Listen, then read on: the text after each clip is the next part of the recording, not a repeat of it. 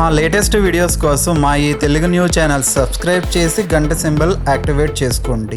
రేపు సోమవారం కొబ్బరికాయతో ఈ చిన్న పని చేస్తే మీకు ఉన్న అప్పులు కష్టాలు అన్నీ తీరిపోతాయి, కోట్లు వచ్చి పడతాయి. కొబ్బరికాయతో రేపు సోమవారం ఈ చిన్న పని చేయటం వల్ల మీకు లక్షల్లో ఉన్న అప్పులు తీరిపోతాయని, తాకట్టు పెట్టిన వస్తువులు కూడా తిరిగి పొందుతారని పండితులు చెప్తూ ఉన్నారు. సాధారణంగా ఏ పూజ చేసినా శుభకార్యం తలపెట్టినా ఖచ్చితంగా ఉండాల్సిన వాటిల్లో కొబ్బరికాయ ఒకటి. కొబ్బరికి హిందువులు అంత ప్రాధాన్యత ఇచ్చారు. ఎందుకంటే ప్రతి దేవుడికి అత్యంత ప్రీతికరమైన నైవేద్యాలలో కొబ్బరి ఒకటి. అయితే ఆ కొబ్బరికాయతో కొన్ని పరిహారాలు చేసి జీవితంలోని సమస్యల నుండి బయటపడవచ్చునని మీకు తెలుసా? సనాతన ధర్మంలో కొబ్బరికాయకు చాలా ప్రాధాన్యత ఉంది. దీనిని శ్రీఫలం అని కూడా అంటారు. టెంకాయ లేదా కొబ్బరికాయ కొట్టకుండా ఏ పూజ శుభకార్యం ఏదైనా పూర్తి కాదని నమ్ముతారు.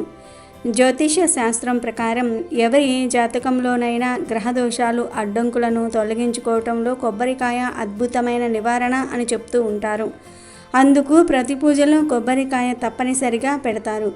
ఏ దేవుణ్ణి ఆరాధించినా ప్రత్యేక పూజలు చేసినా కొబ్బరికాయతోనే వారిని ప్రసన్నం చేసుకోవచ్చు. మరి అలాంటి కొబ్బరికాయతో రేపు సోమవారం ఏం చేయాలో ఈ వీడియోలో తెలుసుకుందాం. అంతకన్నా ముందు శివుడికి లేదా శివలింగానికి సమర్పించకూడని 6 వస్తువుల గురించి తెలుసుకుందాం. చాలామంది తెలిసి తెలియక శివపటానికి లేదా శివలింగానికి ఈ వస్తువులను సమర్పిస్తూ ఉంటారు. అయితే శివుడికి అస్సలు సమర్పించకూడని ఆ 6 వస్తువులు ఏమిటో ఈ వీడియోలో వివరంగా తెలుసుకుందాం. అలాగే మా వీడియో నచ్చితే లైక్ చేయండి, షేర్ చేయండి, మా ఛానల్ని కూడా సబ్స్క్రైబ్ చేసుకోండి. సోమవారం వస్తే చాలు శివాలయాలు భక్తులతో నిండిపోతాయి. అలాగే చాలామంది వారి కష్టాల నుండి బయటపడేయమని శివుణ్ణి పూజిస్తూ ఉంటారు. వాటితో పాటు శివలింగానికి ఎన్నో వస్తువులు సమర్పిస్తూ ఉంటారు. శివలింగంపై ఈ 6 వస్తువులను సమర్పిస్తే శివుడికి సంతోషానికి బదులు కోపం వస్తుందని, జీవితంలో కష్టాలు తప్పవని పండితులు చెప్తూ ఉన్నారు.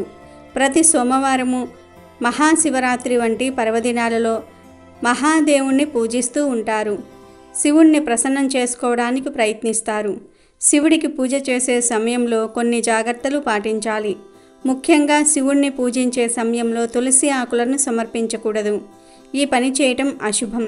తులసి భర్త అసుర జలంధరుడు శివుని చేత చంపబడ్డాడు కాబట్టి తులసిని శివలింగంపై అర్పించకూడదు. అలాగే శివలింగంపై పసుపు సమర్పించటం సరైనది కాదు. పసుపు స్త్రీ వస్తువు. శివలింగాన్ని పురుష మూలకానికి చిహ్నంగా భావిస్తారు. అందుకే పసుపును శివుడికి సమర్పించకూడదు. శివలింగానికి నీటిని సమర్పించేటప్పుడు నల్ల నువ్వులు నీటిలో లేదా పాలల్లో కలపకూడదు. తెల్ల నువ్వులను శివుడికి సమర్పించవచ్చు. శివుడికి పూజ సమయంలో కొబ్బరి నీళ్లను సమర్పించవచ్చు. అయితే శివలింగంపై కొబ్బరి నీళ్లను ఎప్పుడూ సమర్పించకూడదు. కొబ్బరికాయ లక్ష్మీదేవికి ప్రతీక అని నమ్ముతూ ఉంటారు. ఇది విష్ణువుకు సంబంధించినది. శివుడికి కొబ్బరి నీళ్లు సమర్పించకూడదు.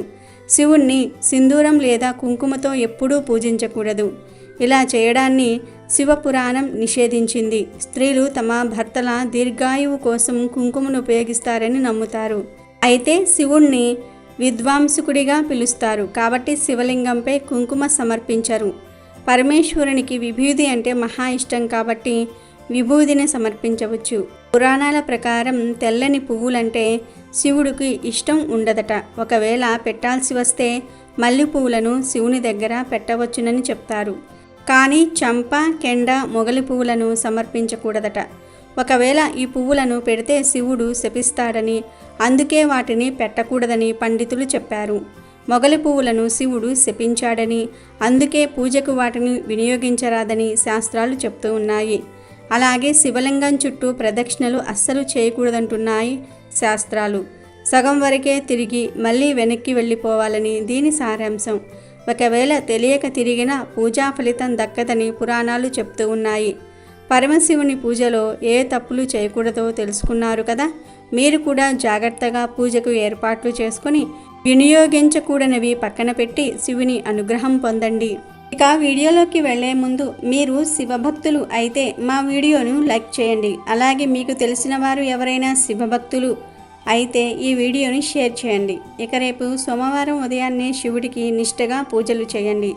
శివ పూజకు సంబంధించినవి అన్నీ సిద్ధం చేసుకోండి. మీరు ఈ పరిహారం చేసే రోజున తల స్నానం చేయాలి. అలాగే ఇంటిలో మాంసాహారం వండకూడదు. పూజకు కావలసినవి సిద్ధం చేసుకున్న తర్వాత ఒక కొబ్బరికాయను తీసుకోండి. దానిని శుభ్రంగా కడిగి పసుపు రాసి బొట్లు పెట్టండి. ఇక శివుని పటం ముందు ఒక ప్లేట్ పెట్టి ఆ ప్లేట్లో కొబ్బరికాయను పెట్టండి. ఇక ఇప్పుడు శివుడికి మరియు ఆ కొబ్బరికాయకు కలిపి పూజ చేయండి. పువ్వులు సమర్పించి దీపం పెట్టి అక్షింతలు చల్లండి. దీపం చూపించి నైవేద్యం పెట్టి హారతి ఇవ్వండి. పూజ పూర్తయిన తర్వాత మీ సంకల్పం చెప్పుకోండి. ఈ పరిహారం చేయడానికి గల కారణం గురించి చెప్పుకోండి. మీరు ఉద్యోగంలో, వ్యాపారంలో సమస్యలు ఎదుర్కొంటున్నా, విద్యాపరంగా సమస్యలు ఎదుర్కొంటున్నా ఈ పరిహారం చేసుకోవచ్చు. ఇలా కొబ్బరికాయను శివుని పటం దగ్గర పెట్టి వదిలివేయండి. ఇక అదే రోజు సాయంత్రం కాళ్ళు చేతులు కడుక్కొని శివుడికి నమస్కరించుకొని ఆ కొబ్బరికాయను తీసుకొని మీ ఇంటికి దిష్టి తీయండి. ఇలా దిష్టి తీసిన తర్వాత ఆ కొబ్బరికాయను వేప చెట్టు మొదట్లో కానీ రావి చెట్టు మొదట్లో కానీ పాతి పెట్టండి. ఇలా పాతిపెట్టి మా సమస్యలన్నీ కూడా తీరిపోవాలి అని అనుకుని వెనక్కి తిరిగి చూడకుండా ఇంటికి వచ్చేయాలి. మళ్ళీ కాళ్ళు చేతులు కడుక్కోండి లేదా స్నానం చేయండి. దుస్తులు మార్చుకొని మళ్ళీ శివుడి పటం ముందు దీపం పెట్టాలి.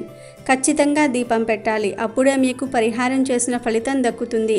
కొబ్బరికాయతో రేపు సోమవారం ఈ పరిహారం చేస్తే మీరు మీ జీవితంలో ఎదుర్కొంటున్న సమస్యలను ఈజీగా తొలగించుకోవచ్చు. శివుడికి ఇష్టమైన కొబ్బరికాయతో ఈ పరిహారం చేసి శివుని భక్తి శ్రద్ధలతో పూజిస్తే శివుడు ఖచ్చితంగా మీ కోరికలను నెరవేరుస్తాడు. చీకట్లో ఉన్న జీవితానికి వెలుగును ప్రసాదిస్తాడు. హిందూ సాంప్రదాయంలో కొబ్బరికాయను మనిషి తలకు ప్రతీకగా భావిస్తారు. కొబ్బరికాయ పైన ఉండే పీచు మనిషి జుట్టు, గుండ్రటి ఆకారం మనిషి ముఖం, కొబ్బరికాయ లోపల ఉండే నీళ్లు రక్తం, గుజ్జు లేదా కొబ్బరి మనిషి మనసును సూచిస్తాయి. కొబ్బరికాయ వెనుక భాగంలో ఉండే 3 కన్నులకు చాలా మంచి అర్థం ఉంది. ముక్కంటిగా పిలువబడే శివుడి 3 కన్నులను ఆ 3 గుర్తులు సూచిస్తాయి. కొబ్బరికాయ పగలగొట్టడం వెనుక అంతరార్థం ఉంది. ఇలా టెంకాయను పగలగొడితే మనుషుల అహము తొలగిపోతుందని, అలాగే చాలా స్వచ్ఛంగా ఉండాలని సూచిస్తుంది. దాంతోపాటు తమ కోరికలు తీర్చిన దేవుడికి మొక్కుగా కొబ్బరికాయను సమర్పిస్తారు భక్తులు. పసుపు, దాని నుండి తయారైన కుంకుమ మనకు అత్యంత పవిత్రమైనవి. వాటిని కొబ్బరికాయకు అలంకరించటం ఒక విధిగా మంచిదే. కానీ కొబ్బరికాయను కొట్టిన తర్వాత కొబ్బరిపై కుంకుమ పెడతారు. ఇది ఏమాత్రము సరి అయిన పద్ధతి కాదు. భగవంతుడికి షోడశోపచార పూజలో భాగంగా నైవేద్యంగా కొబ్బరిని సమర్పిస్తూ ఉన్నాము. మనం కొబ్బరి తింటే లేదా వచ్చిన అతిథికి పెడితే కుంకుమ, పసుపుతో ఉన్న కొబ్బరి తినం కదా. కుంకుమ ఉంటే కడుక్కొని మరీ తింటాము. మరి అలాంటప్పుడు స్వామికి పెట్టే కొబ్బరి మాత్రము కుంకుమ, పసుపు చల్లి పెట్టడం తప్పే కదా. ఇదే కాదు, మరే ప్రసాదమైనా సరే మనం ఎంత శుభ్రమైనది, నాణ్యమైనది తింటామో అంతే పవిత్రమైనది మాత్రమే స్వామికి నివేదించాలి. శివుడికి అభిషేకం అంటే ఎంతో ఇష్టం. శివ అనగా సంస్కృతంలో శుభం, సౌమ్యం అని అర్థాలు ఉన్నాయి. ఈయన త్రిమూర్తులలో చివరివాడైన లయకారుడు. శివుణ్ణి లింగ రూపంలోనే ఎక్కువగా పూజిస్తూ ఉంటారు. అందుకే శివుడికి అభిషేకం అంటే ఎంతో ప్రీతి. శివుడు ఎంతో దయగలవాడు. శివుని యొక్క అనుగ్రహం పొందటం ఎంతో సులువు. శివుడికి ఎంతో ప్రీతిపాత్రమైన రోజు సోమవారం. సోమవారం లేదా శివుడికి ప్రీతిపాత్రమైన రోజులలో గనుక శివుడిని పూజిస్తే అద్భుతమైన ఫలితాలు వస్తాయని పండితులు చెప్తున్నారు. శివుడికి ఎంతో ఇష్టమైన అభిషేకంతో పాటు హారతిని ఇప్పుడు చెప్పుకునే విధంగా ఇస్తే శివ అనుగ్రహం త్వరగా లభిస్తుందని పండితులు చెప్తున్నారు. ఏ పూజలో అయినా హారతి అనేది మరింత బలాన్ని చేకూరుస్తుంది. అటువంటి హారతిని కనుక ఈరోజు మనం చెప్పుకునే విధంగా చేస్తే ఇక మీ ఇంట అష్టైశ్వర్యాలు నెలకొంటాయి అనడంలో ఎటువంటి సందేహం లేదు. ఉదయాన్నే నిద్రలేచి శుభ్రంగా స్నానం చేసి దగ్గరలోని శివాలయానికి వెళ్ళి అభిషేకం చేయించండి. హారతి ఇవ్వడానికి వివిధ రకాల పాత్రలను చూసి ఉంటారు. కానీ ఆ పాత్రకు పట్టుకునేటప్పుడు స్టాండ్ ఉంటుంది. ఆ స్టాండ్ వద్ద నంది, శివలింగం కూడా ఉండేలా ఒక పాత్రను తయారు చేయించుకోండి. ప్యూర్ పంచలోహాలతో ఈ పాత్రను తయారు చేయించుకోవాలి. అభిషేకం చేసిన తర్వాత ఈ పాత్రలో కర్పూరం వేసి శివుడికి హారతి ఇవ్వాలి. ఈ విధంగా హారతిని ఇవ్వడం ద్వారా మృత్యుంజయ హోమం చేసినంత పుణ్యఫలాన్ని పొందవచ్చునని పండితులు చెప్తున్నారు. అలాగే హారతిలో 2 లవంగాలను కొంచెం జటామాంసి పొడిని వేసి హారతి ఇస్తే అద్భుతమైన ఫలితాలను పొందవచ్చు. ఇలా చేయటం ద్వారా మంచి సువాసన వస్తుంది. ఆ పరమేశ్వరుడు ఎంతో ఆనందిస్తాడు. శివుడు ఎంతో దయాహృదయం కలవాడు. కేవలం నీటితో అభిషేకించినా చాలు వరాలిస్తాడు. మరి అటువంటి శివుడికి ఎంతో ఇష్టమైనది అభిషేకం మరియు హారతి. శివుడికి ఇష్టమైన పనులను చేస్తున్నాం కనుక ఆయన చాలా త్వరగా మిమ్మల్ని అనుగ్రహిస్తాడు. నిజానికి శివుడు ఒక్కడే కాదు, శక్తి స్వరూపమైన ఆ దేవతలు కూడా ఈ విధంగా హారతి ఇస్తే మంచి ఫలితాలను పొందవచ్చునని, శత్రుబాధలు తొలగి అష్టైశ్వర్యాలు నెలకొంటాయని పండితులు చెప్తున్నారు. కనుక మీరు కూడా ఈ విధంగా సోమవారం నాడు శివుడికి, ఇతర రోజులలో దేవీ దేవతలకు ఇప్పుడు మనం చెప్పుకున్న విధంగా హారతి ఇచ్చి వారి అనుగ్రహాన్ని పొంది భోగభాగ్యాలతో సంతోషంగా జీవించండి. వీడియో నచ్చితే లైక్ చేయండి, షేర్ చేయండి, బట్ సబ్స్క్రైబ్ చేసుకోవడం మర్చిపోవద్దు.